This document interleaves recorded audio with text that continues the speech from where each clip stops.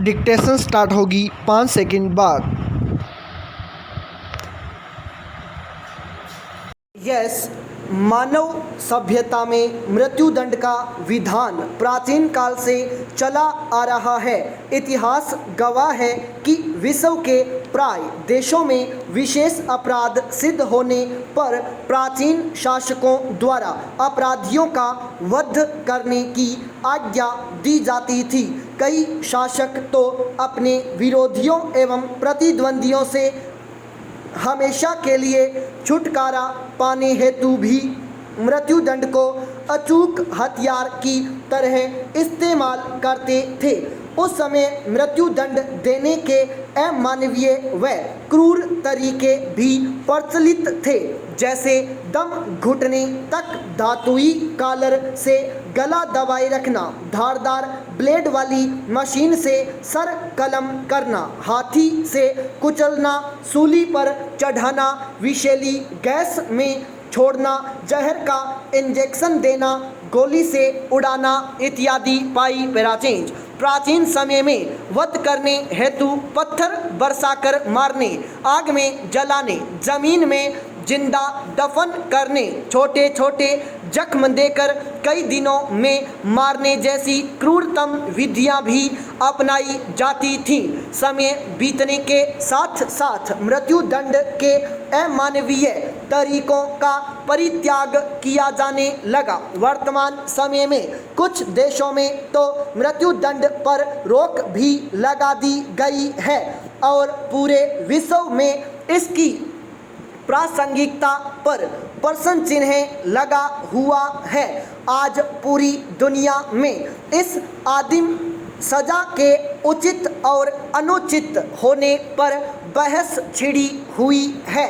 21वीं सदी में भारत जैसे विकासशील देश द्वारा इस दंड विधान को जारी रखना कितना उचित है, यह प्रश्न बहस का मुद्दा बना हुआ है। आज संपूर्ण मानव जगत मृत्युदंड दिए जाने के विषय पर दो खेमों में बंटा हुआ है।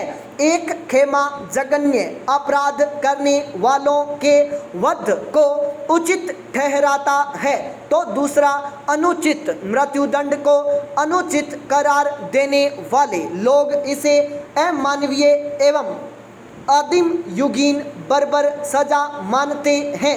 मृत्युदंड के विरोधी पूरी न्याय प्रक्रिया की निष्पक्षता पर ही प्रश्न चिन्ह लगाते हैं।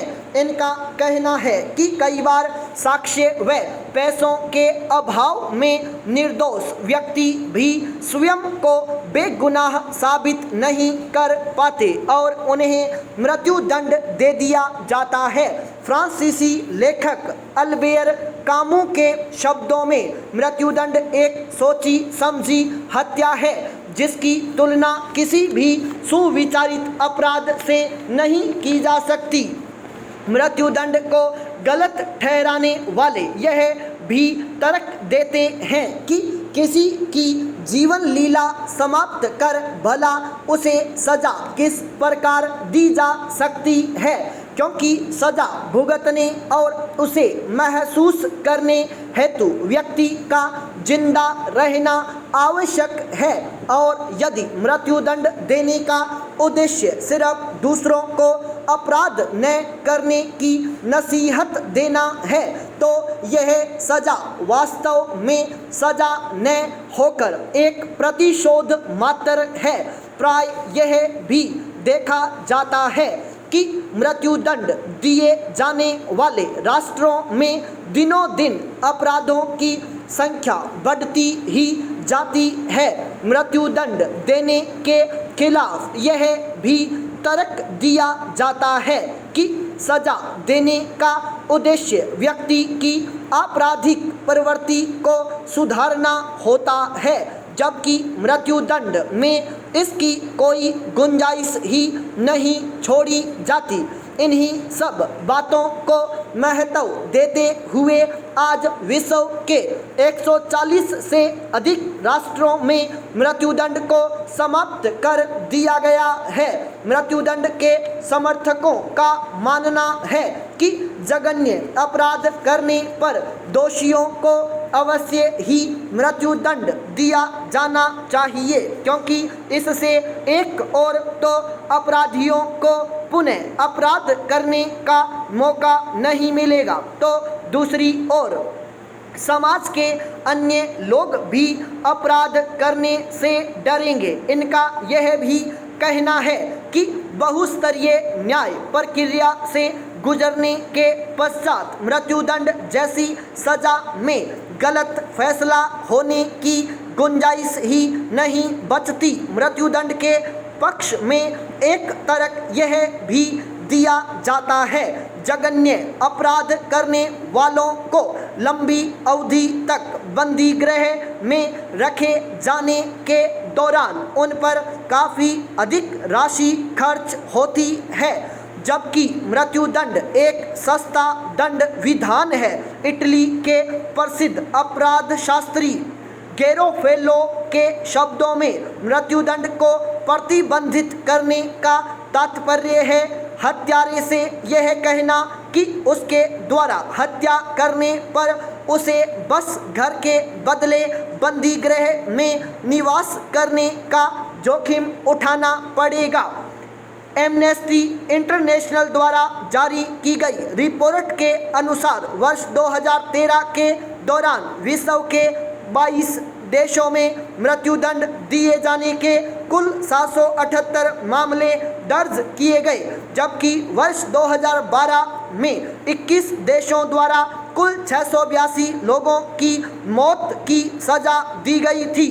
इस आंकड़े में मृत्युदंड दिए जाने की सूचना सार्वजनिक न करने वाले देश चीन को सम्मिलित नहीं किया गया है, जहां प्रति वर्ष 1000 से अधिक लोगों को मृत्युदंड दिया जाता है। चीन के बाद सर्वाधिक मृत्युदंड दिए जाने वाले 3 देश हैं, ईरान, इराक और सऊदी अरब। पाई पैरा चेंज।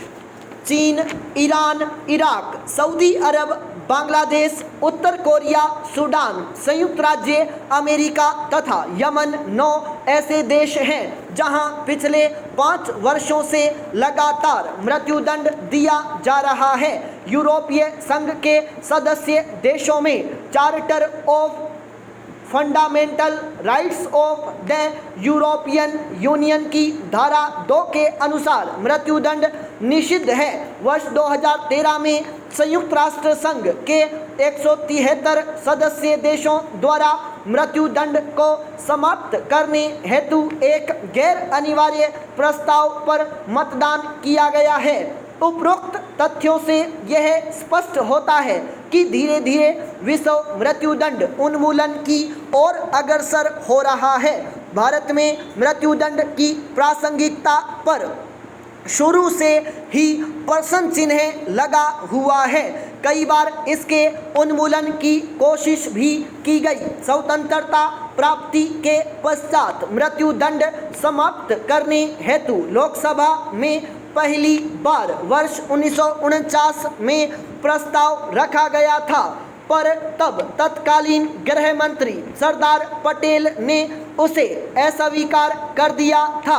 वर्ष 1955 में मृत्युदंड से संबद्ध पहले से चले आ रहे नियम को संशोधित कर मृत्युदंड की सजा सुनाने के दौरान इसके कारणों को स्पष्ट करना आवश्यक बना दिया गया, जबकि इससे पूर्व सिर्फ आजीवन कारावास हेतु ऐसा विधान था। वर्ष 1971 में विधि आयोग ने मृत्युदंड को सर्वथा उचित ठहराते हुए कहा कि यह प्रतिशोध की भावना पर आधारित दंड विधान नहीं है, बल्कि इसका उद्देश्य क्रूरतम अपराधियों के प्रति सामाजिक रोष प्रकट करना है। वर्ष 1980 में बचन सिंह मामले की सुनवाई करने के दौरान संवैधानिक पीठ ने फैसला सुनाया कि मृत्युदंड से संविधान के अनुच्छेद 14 एवं 21 का उल्लंघन नहीं होता, पर न्यायाधीशों को इसे अंतिम हथियार के रूप में इस्तेमाल करना चाहिए। भारत में कुछ विशेष अपराधों के लिए ही मृत्युदंड का प्रावधान किया गया है। स्टॉप।